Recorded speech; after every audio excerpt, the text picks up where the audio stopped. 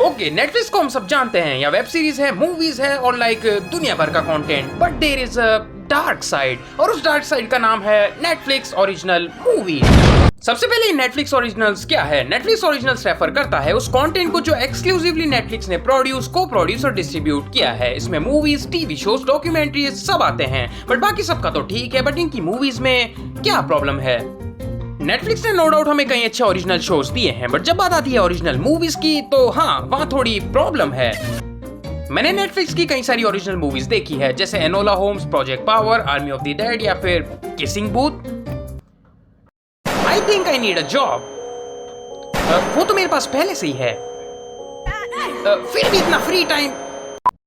Netflix कोई कच्चा खिलाड़ी नहीं है। देखो, नेटफ्लिक्स जानता है कि लोगों को क्या एक्साइट करेगा, और वो है एक भयंकर कास्ट, और एक भयंकर कास्ट। और इसी वजह से मैंने नेटफ्लिक्स की कई मूवीज देखी है, जैसे the red notice, the Adam project या द ग्रे मैन। और वो मूवीज कैसी थी? द ग्रे मैन ठीक ठाक, Adam project mid, red notice S.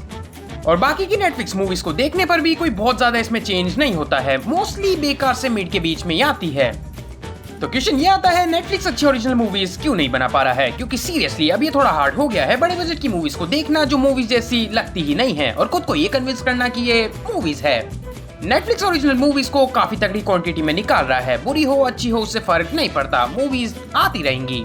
तो आखिर ऐसा क्यों? क्या है वो रीजन जिसके कारण नेटफ्लिक्स इतनी मूवीज निकाल रहा है? देखो, इसके पीछे कोई ऐसा राज नहीं है। Answer is money, but still movies तो बुरी है, लेकिन क्यों? तो हाँ, आज हम नेटफ्लिक्स की ओरिजिनल मूवीज के बुरे होने के कुछ रीजंस पर बात करेंगे। नेटफ्लिक्स बुरी मूवीज बनाता है, और ये चीज आपको पता है, मुझे पता है, और नेटफ्लिक्स को आई गेस नहीं, या फिर उसे फर्क पड़ता ही नहीं है। नेटफ्लिक्स ओरिजिनल्स की मोस्टली मूवीज जेनेरिक, फ्लैट और फॉरगेटेबल होती है। ऐसा नहीं कि मूवीज बहुत बुरी है, बट वो बस वन टाइम वॉच बन के रह जाती है। और मेन कारण हम ये नेटफ्लिक्स का इतनी सारी मूवीज रिलीज करना कह सकते हैं। जहाँ नेटफ्लिक्स को एक मूवी रिलीज करनी चाहिए, वहाँ वो 4 मूवीज रिलीज कर रहा है। क्वांटिटी के चक्कर में क्वालिटी मिस हो जाती है।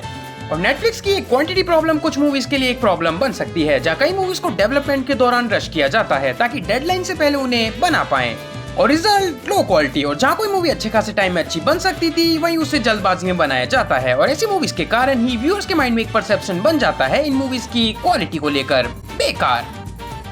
और प्रॉब्लम सिर्फ क्वांटिटी के साथ ही नहीं है। नेटफ्लिक्स की मोस्टली मूवीज फैमिली फ्रेंडली और प्रेडिक्टेबल स्टोरी लाइन्स के साथ आती है, जिसकी वजह से नेटफ्लिक्स यहाँ सेफ खेल रहा है।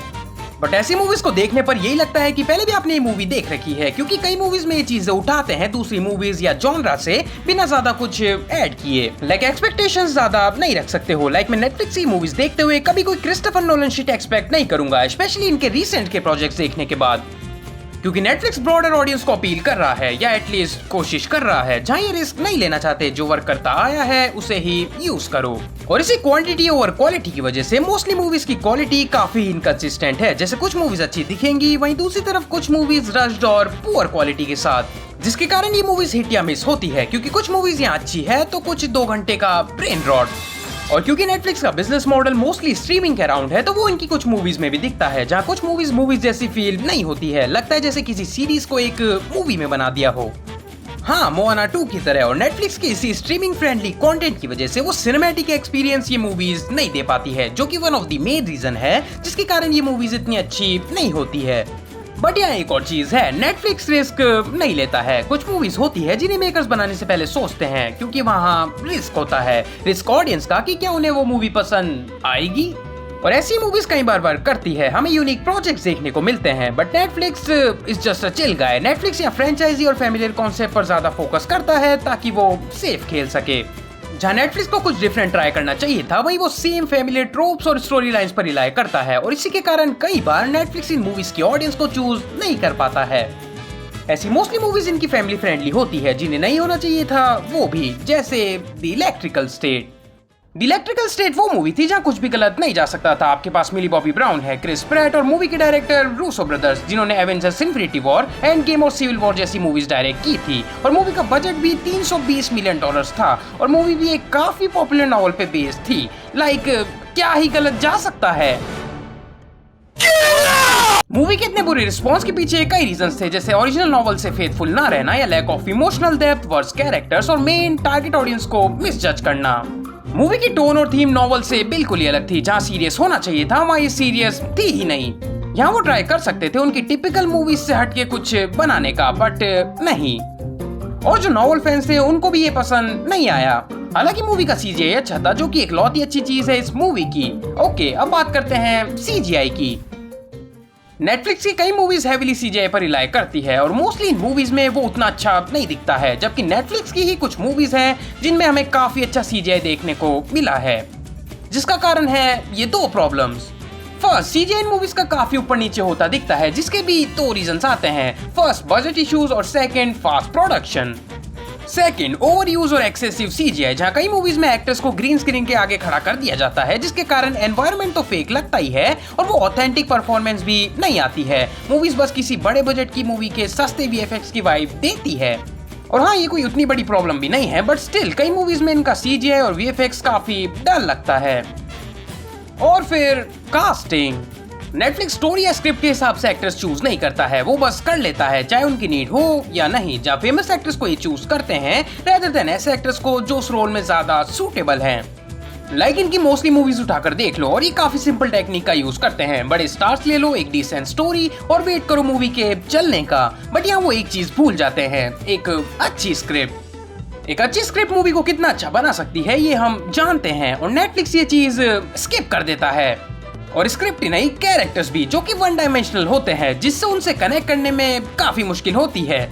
और जहां उन्हें कैरेक्टर डेवलपमेंट पे ज्यादा फोकस करना चाहिए था, वहां वो प्लॉट और एक्शन पे फोकस करते हैं, जो भी उन कैरेक्टर जितने ही खराब होते हैं। तो फिर नेटफ्लिक्स ऐसी मूवीज क्यों बना रहा है? अगर मूवीज इतनी बुरी है तो नेटफ्लिक्स को तो अब तक फ्री हो जाना चाहिए था, क्योंकि ऐसी मूवीज लोग देखते हैं। Kind of I mean red notice Netflix की मोस्ट वॉच ओरिजिनल मूवी है, जबकि क्रिटिक्स ने तो हाथ नीचे कर दिए थे। मोस्टली ऐसी मूवीज टॉप स्पॉट पर रहती है, बट कैसे? ये मूवीज तो बुरी है, क्योंकि नेटफ्लिक्स का एल्गोरिदम ओरिजिनल कंटेंट को ज्यादा पुश करता है लाइसेंस मटेरियल से। और बुरी मूवीज से नेटफ्लिक्स पे उतना इम्पैक्ट नहीं पड़ता है, क्योंकि ये थिएट्रिकल रिलीज से डिफरेंट है, क्योंकि वहाँ पैसे दे के भी मूवी खराब हुई तो रेग्रेट रहता है। बट नेटफ्लिक्स में मूवी के मिड होने पर भी स्टिल यहाँ काफी कंटेंट है, तो नेटफ्लिक्स के सब्सक्राइबर लॉस का कम रिस्क है। ऊपर से नेटफ्लिक्स इतनी ओरिजिनल मूवीज निकाल रहा है जिनमें से कुछ पॉपुलर हो जाती है, जिससे सब्सक्रिप्शन बढ़ने के चांसेस ही हैं। और कई बार क्यूरियोसिटी और वो गिल्टी प्लेजर की वजह से भी हम ऐसी मूवीज देखते हैं। मैंने खुद देखी है। ऐसी मूवीज आप अपना माइंड स्विच ऑफ करके भी देख सकते हो। लाइक ये कोई ऐसी मूवीज नहीं है जहाँ आपको लॉक इन करना पड़े ताकि कुछ मिस ना हो जाए। इवन नेटफ्लिक्स के फिल्म डिवीजन चीफ स्कॉट स्टर्बर ने भी एडमिट कर रखा है कि उन्होंने कई ऐसी मूवीज बनाई थी जो रेडी नहीं थी, और जहां पहले नेटफ्लिक्स मूवीज पे मूवीज निकाल रहा था, जिसके कारण हमें कई ऐसे प्रोजेक्ट्स देखने को मिले जिन्हें अच्छे से एग्जीक्यूट नहीं कर पाए थे। अब वो मूवीज का प्रोडक्शन ऑलमोस्ट हाफ कर देंगे पहले से, जहां 25 से 30 मूवी ही एनुअली आएंगी, जिससे कोशिश यही रहेगी कि इनकी क्वालिटी प्रॉब्लम सॉल्व हो जाए। Let's hope. बट अब ऐसा भी नहीं है कि नेटफ्लिक्स की सारी मूवीज ही बुरी होती है। His house, Ma Rainey's black bottom, Roma, the Irishman, the clone Tyrone, power of the dog, Nimona, hustle, glass onion, a knives out mystery, ये मूवीज एक्सेप्शन में आती है और बहुत अच्छी भी है। और हाँ, फिर नेटफ्लिक्स ऐसी मूवीज भी बनाता है जिन्हें देखकर मैं एक एक मिनट रेग्रेट करता हूँ कि मैंने ये क्यों देखी। तो हाँ, मेजर प्रॉब्लम यहाँ क्वांटिटी है, जिस पर नेटफ्लिक्स काम कर रहा है। तो एट दी एंड सलाह यही रहेगी कि आप भी रिस्क लेना चालू कर दो। ये एल्गोरिथम फ्रेंडली मूवीज को लात मारो, क्योंकि कई बार कुछ अलग ट्राई करने में क्या प्रॉब्लम, क्या पता तुम्हारा टेस्ट बदल जाए। जो कि डिफरेंट नेम्स की सेम मूवीज देखने से काफी अच्छा है, जिसकी जरूरत मेरे दोस्तों को तो डेफिनेटली है, क्योंकि उन्हें किसिंग बूथ और ही इज ऑल दैट जैसी मूवीज पसंद आई थी। माँ की आंख